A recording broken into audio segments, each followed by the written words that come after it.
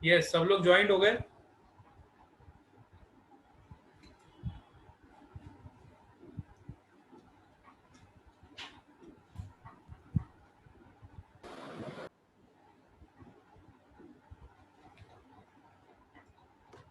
All of you are joint. चलो ठीक है। तो ये हमने रिलेटिव परमिएबिलिटी निकाल ली। Relative permeability is equal to 1 plus magnetic susceptibility. This relation is very important. और दूसरा आपका ये रिलेशन बहुत इंपॉर्टेंट है, that is magnetic susceptibility is equal to output upon input, which is I upon H. This is intensity of magnetization. This is magnetization force.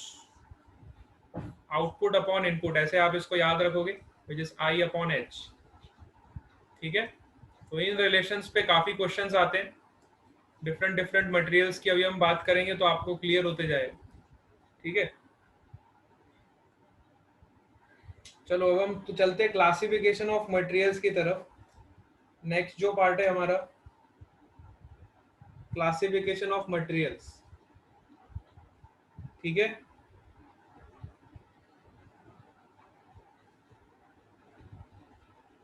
और classification of materials में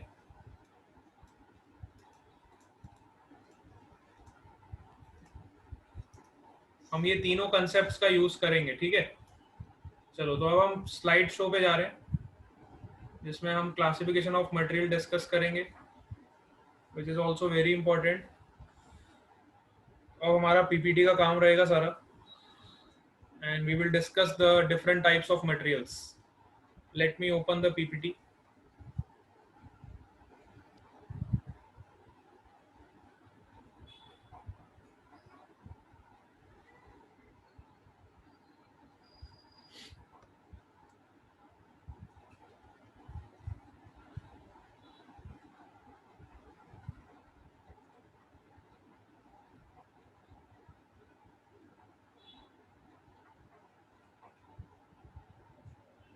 Comparison of dia, para and ferro.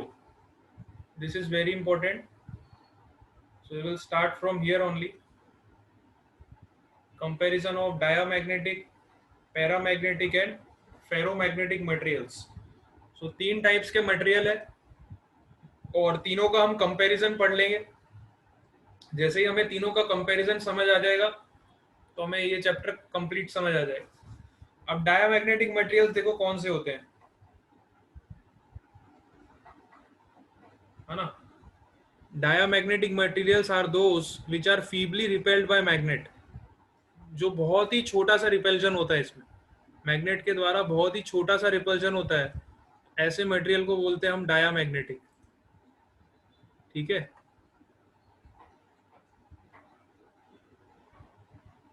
Paramagnetic are substances are those which are feebly attracted by magnet. ठीक है, ये थोड़े से attract होते हैं। Diamagnetic बिल्कुल भी अट्रैक्ट नहीं होते, रिपेल होते हैं। और फेरोमैग्नेटिक ऐसे मटेरियल्स होते हैं जो स्ट्रांगली अट्रैक्ट होते हैं मैग्नेट की तरफ। ठीक है। अब इनके एग्जांपल्स देख लो। डाया में आपका एग्जांपल है antimony, bismuth, copper, gold, silver, quartz, mercury, alcohol, water, hydrogen, air, argon. Paramagnetic के एग्जांपल्स देख लो, aluminium, chromium, alkali, alkaline earth, metals, platinum, oxygen etcetera. और फेरोमैग्नेटिक जो बहुत ही स्ट्रांगली अट्रैक्ट होते हैं, है ना, बहुत ज्यादा स्ट्रांगली अट्रैक्ट होते हैं, इसमें आयरन, कोबाल्ट, निकल, ठीक है, एक्सेट्रा। सेकेंड पॉइंट, अब जब डायामैग्नेटिक मटेरियल को, है ना, हम मैग्नेटिक फील्ड में प्लेस करते हैं तो अब इनका देखो कैसा नेचर होता है। सपोज करो मैंने डायमैग्नेटिक मटेरियल लिया, इसको मैंने मैग्नेटिक फील्ड लाइंस पास करी, तो देखो मैग्नेटिक फील्ड लाइंस इससे रिपेल होके चली जाती, इस मटेरियल में अंदर एंटर नहीं होती, देखो बाहर से रिपेल होके चली जाती, है ना। पैरामैग्नेटिक में देखो फील्ड लाइंस का कैसा बिहेवियर रहता है, कुछ फील्ड लाइंस अंदर से जाती है, rest of the field lines बाहर से जाती है ना। कुछ फील्ड लाइंस मटेरियल के अंदर से होती हुई जाती है। और फेरोमैग्नेटिक में देखो ज्यादा से ज्यादा आपकी जो लाइंस है, फील्ड लाइंस है, वो मटेरियल के अंदर से क्रॉस होती हुई जा रही। तो कई बार ऑब्जेक्टिव में भी क्वेश्चन आ जाता है, आपको तीन डायग्राम दिए होते हैं, आपको बताना होता है इसमें से पैरामैग्नेटिक कौन सा है। तीन डायग्राम सपोज करो आपको दे दिए और एक चौथा डायग्राम और बना दिया, तो आपको पहचानना आना चाहिए कि पैरामैग्नेटिक किसे बोलेंगे, फेरोमैग्नेटिक किसको बोलेंगे और डायामैग्नेटिक किसको बोलेंगे। ठीक है, डायामैग्नेटिक मटेरियल के अंदर से कभी भी फील्ड लाइन पास नहीं होती है, पैरामैग्नेटिक में कुछ फील्ड लाइंस अंदर से पास हो जाती है और फेरोमैग्नेटिक में ज्यादा से ज्यादा फील्ड लाइंस अंदर से पास होती है। ठीक है, तो ये आपको पहचान आनी चाहिए तीनों मटेरियल्स की। ठीक है, इसके बाद आ जाओ next point. When placed in a non-uniform magnetic field, it moves from stronger to weaker field. ठीक है, when placed in a non-uniform magnetic field, it moves from weaker to stronger field. इसमें attraction होता है paramagnetic में, लेकिन कम attraction होता है। Ferromagnetic में बहुत ही स्ट्रॉन्ग अट्रैक्शन होता है और डायोमैग्नेटिक में बिल्कुल भी अट्रैक्शन नहीं होता है, रिपल्जन होता है। ठीक है, अच्छा ये पॉइंट बहुत इंटरेस्टिंग है। सपोज करो आपने एक रॉड ली और इसको यूनिफॉर्म मैग्नेटिक फील्ड में सस्पेंड कर दिया। ठीक है, एक डायामैग्नेटिक रॉड ली और डायामैग्नेटिक रॉड को फ्रीली सस्पेंड कर दिया in the presence of uniform magnetic field, तो देखो ये देखो उसके परपेंडिकुलर अलाइन हो जाएगी। ये जो रॉड है मैग्नेटिक फील्ड लाइंस के परपेंडिकुलर अलाइन हो जाएगी। ठीक है, डायामैग्नेटिक रॉड लोगे। सिमिलरली जब आप पैरामैग्नेटिक रॉड लोगे और इसको यूनिफॉर्म मैग्नेटिक फील्ड में प्लेस करोगे, तो देखो ये मैग्नेटिक फील्ड लाइन की डायरेक्शन में अलाइन हो जाएगी, है ना। पैरामैग्नेटिक मटेरियल की जो रॉड है ये मैग्नेटिक फील्ड लाइंस की डायरेक्शन में अलाइंड हो जाएगी अपने आप। और जब आप फेरोमैग्नेटिक मटेरियल की रॉड लोगे तो ये बहुत क्विकली अलाइन हो गई। देखो इसने बिल्कुल भी टाइम नहीं लगाया, है ना। ये क्विकली अलाइन हो गई, ये बहुत धीरे से अलाइन हुई और ये वाली देखो परपेंडिकुलर अलाइन हुई, है ना। ये पूरी अलाइन नहीं हो पाई मैग्नेटिक फील्ड की डायरेक्शन। तो इस तरह का बिहेवियर शो करते हैं ये मटेरियल्स जब हम इसको यूनिफॉर्म मैग्नेटिक फील्ड में प्लेस करते हैं। ठीक है, इस तरह का इनका बिहेवियर होता है, पैरामैग्नेटिक, डायामैग्नेटिक और फेरोमैग्नेटिक। ठीक है, नेक्स्ट पॉइंट देखो। अब सपोज करो हमने क्या किया, एक लिक्विड लिया। हाँ, ये एग्जांपल बहुत इंटरेस्टिंग है, इसको मैं आपको इधर समझाता हूँ। हाँ, सपोज करो आपने एक लिक्विड लिया, इधर देखो। If a diamagnetic liquid is taken in a watch glass and placed in a uniform magnetic field, it collects away from the center when the magnetic poles are closer and collects at the center when the magnetic poles are farther. ये point बहुत interesting है। जब magnetic poles आपके away होंगे, हाँ, जब पास होंगे आपके पोल्स तो वो अवे चला जाएगा, जब अवे होंगे तो आपका मटेरियल पास आ जाए। ठीक है, पैरामैग्नेटिक में ऐसा नहीं होता है। पैरामैग्नेटिक में देखो सेंटर पे ज्यादा कलेक्शन हो रहा है, इसमें उल्टा भी उल्टा नेचर है। देखो पैरामैग्नेटिक का डायामैग्नेटिक से बिल्कुल रिवर्स है ना, नेचर बिल्कुल रिवर्स। और पैरामैग्नेटिक और फेरोमैग्नेटिक का नेचर बिल्कुल सेम है। देखो बस फर्क इतना है कि फेरोमैग्नेटिक में वो एक्शन बहुत फास्ट होता है, पैरामैग्नेटिक में वो एक्शन होने में थोड़ा टाइम लगता है ना, क्योंकि फेरोमैग्नेटिक मटेरियल होता है वो ज्यादा स्ट्रॉन्ग मैग्नेटिक फील्ड्स को अपनी तरफ अट्रैक्ट करता है। जितनी भी मैग्नेटिक फील्ड लाइंस है सबको अपनी तरफ अट्रैक्ट कर लेता है, बहुत फटाफट करता है। ठीक है, चलो इसके अलावा, हाँ ये बहुत इंपॉर्टेंट पॉइंट है। सपोज करो अब हमने क्या किया, हाँ सेकेंड पॉइंट वापस बताता हूँ। सेकेंड वाला पॉइंट की थर्ड वाला,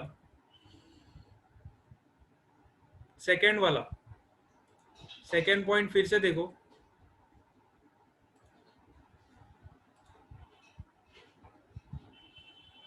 सेकेंड वाला पॉइंट देखो sir, when placed in a non-uniform magnetic field it moves from stronger to weaker field, है ना। अच्छा, नॉन यूनिफॉर्म मैग्नेटिक फील्ड में जब आप रखोगे मटेरियल को, देखो ये आपका मटेरियल है ना। इस मटेरियल को आपने नॉन यूनिफॉर्म मैग्नेटिक फील्ड में रखा, मतलब कई मैग्नेटिक फील्ड आपकी बहुत ज्यादा है और कई मैग्नेटिक फील्ड आपकी बहुत ज्यादा कम है।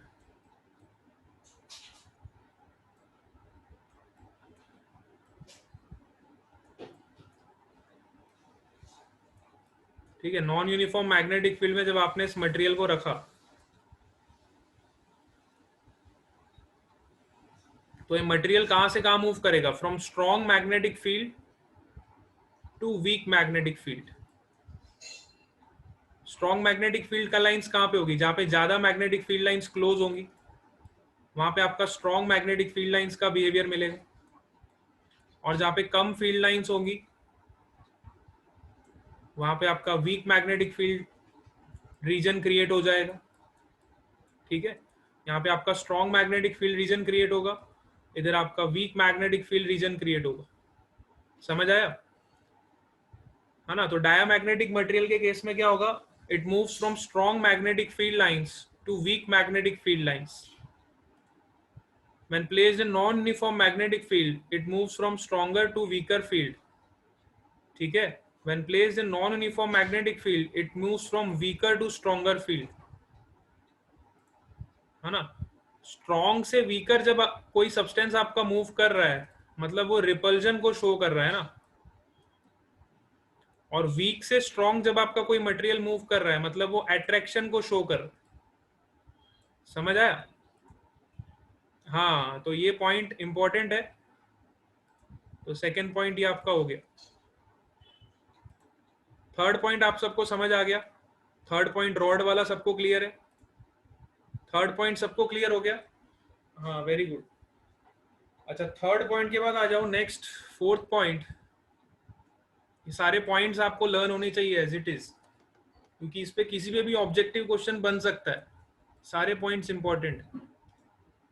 अब आ जाओ फोर्थ पॉइंट। फोर्थ वाला पॉइंट ध्यान से देखो। थर्ड वाला पॉइंट हमारा हो गया, फोर्थ देखो। If a diamagnetic liquid is taken in a watch glass, तो वॉच ग्लास में हमने डायामैग्नेटिक लिक्विड लिया in a uniform magnetic field, it collects away from the center when magnetic poles are closer. Magnetic poles जब आपके closure होंगे है ना, तो वो सेंटर से अवे चला जाएगा। सेंटर से अवे जा रहा है इसका मतलब वो रिपल्जन को शो कर रहा है। तो ये क्या शो कर रहा है, रिपल्जन शो कर रहा है। और जब मैग्नेटिक पोल्स आपके दूर होंगे तब वो डायामैग्नेटिक लिक्विड आपका सेंटर पे कलेक्ट हो जाएगा। इसका मतलब अगेन यहाँ पे रिपल्जन शो कर रहा है।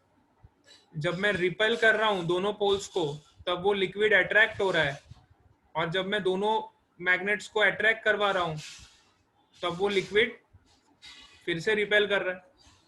मतलब दोनों ही कंडीशंस में आप देखो कि आपका जो डायामैग्नेटिक लिक्विड है वो बार मैग्नेट के इफेक्ट को रिपेल कर रहा है ना, मतलब उससे दूर भागने की कोशिश कर रहा है।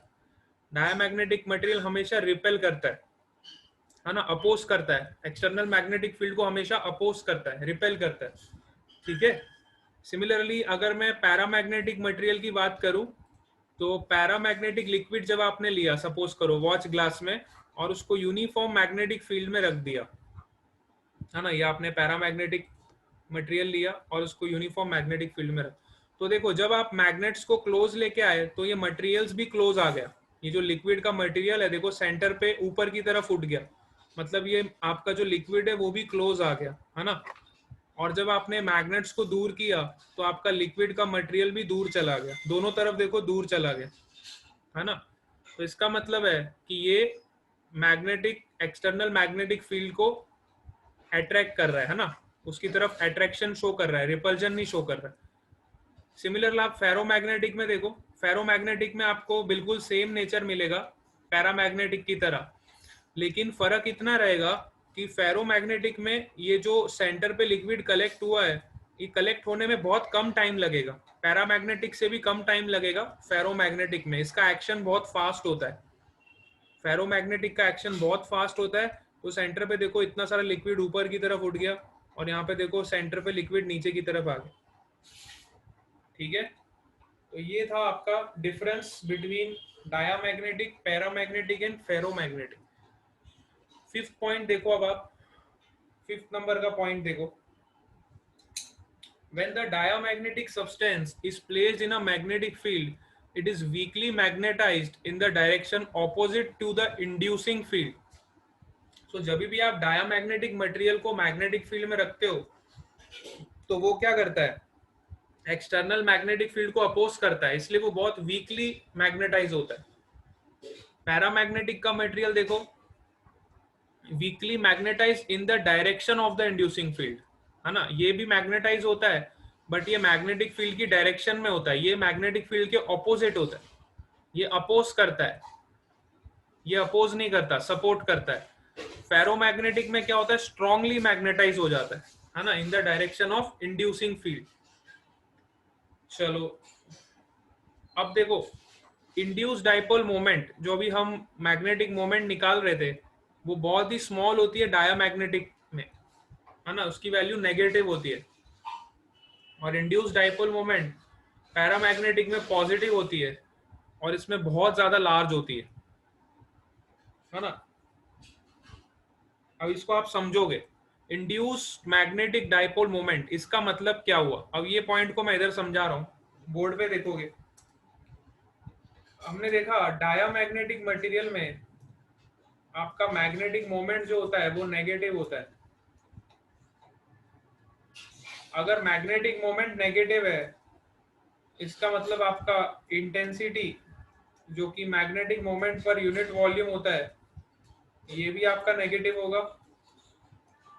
अगर आपका इंटेंसिटी नेगेटिव है, मतलब आपका काई का वैल्यू जो है, मैग्नेटिक ससेप्टिबिलिटी, वो भी आपका नेगेटिव होगा। अगर आपका काई नेगेटिव है तो आपका म्यू रिलेटिव क्या होगा, 1 प्लस काई। अगर ये आपका नेगेटिव है तो ये वैल्यू आपका 1 से छोटा हो जाएगा, है ना, it will be less than 1। Relative permeability for diamagnetic is less than 1, ठीक है, 1 से छोटा हो जाएगा। सिमिलरली अगर मैं पैरामैग्नेटिक की बात करूं तो पैरामैग्नेटिक में एम आपका पॉजिटिव होता है। एम अगर पॉजिटिव है तो एम अपॉन पर यूनिट वॉल्यूम आपकी इंटेंसिटी भी पॉजिटिव होगी। और अगर आपकी इंटेंसिटी पॉजिटिव है तो आपका I upon H which is your chi, ये भी आपका पॉजिटिव होगा। अगर काई पॉजिटिव है तो आपका म्यू रिलेटिव क्या होगा, 1 प्लस काई, ये भी आपका 1 से ग्रेटर होगा, ग्रेटर देन 1। अगर मैं फेरोमैग्नेटिक की बात करूं तो फेरोमैग्नेटिक मटेरियल के लिए आपका एम बहुत ज्यादा पॉजिटिव होता है। अगर बहुत ज्यादा पॉजिटिव है तो इसका मैग्नेटिक मोमेंट पर यूनिट वॉल्यूम ये भी बहुत ज्यादा पॉजिटिव होगा। अगर ये बहुत ज्यादा पॉजिटिव है तो इसका काई जो होगा, मैग्नेटिक ससेप्टिबिलिटी, वो भी बहुत ज्यादा पॉजिटिव होगा। और अगर ये भी बहुत ज्यादा पॉजिटिव है तो इसका म्यू आर जो होगा 1 plus chi M. If this is too much positive, this is also positive, so ये 1 से बहुत ज्यादा बड़ा हो जाएगा, वेरी वेरी ग्रेटर देन 1। समझ आया। तो इस तरह से आपके मटेरियल्स का क्लासिफिकेशन हो गया कि म्यू आर जो होता है डायामैग्नेटिक के लिए लेस देन 1 होता है, पैरामैग्नेटिक के लिए आपका जो म्यू आर होता है ग्रेटर देन 1 होता है, फेरोमैग्नेटिक के लिए आपका जो म्यू आर होता है बहुत ज्यादा ग्रेटर देन 1 होता है। इस तरह से आप इसको रिलेट कर सकते हो, ठीक है, इस तरह से आप इन चीजों को रिलेट कर सकते हो। सबको क्लियर हुआ ये कंसेप्ट। इसलिए मैंने आपको सारी डेफिनेशंस पहले बताई थी, क्योंकि मटेरियल्स में हम ये सारी डेफिनेशंस को अप्लाई करते हैं, ठीक है। सारी डेफिनेशंस आपको क्लियर होंगी, you can easily apply on this material. अब इसका थोड़ा सा टॉपिक रह गया है, वो हम कल कवर करेंगे। कल हम इसके रिमेनिंग प्रॉपर्टीज क्लियर करेंगे और हिस्टैरिसीस लूप कवर करेंगे, और ये आपका चैप्टर कल फिनिश हो जाएगा। और कल ही हम नया चैप्टर भी चालू करेंगे, that is your electromagnetic induction, ठीक है। We will start new chapter tomorrow, that is electromagnetic induction. Okay, bye bye to all of you. We'll meet again tomorrow.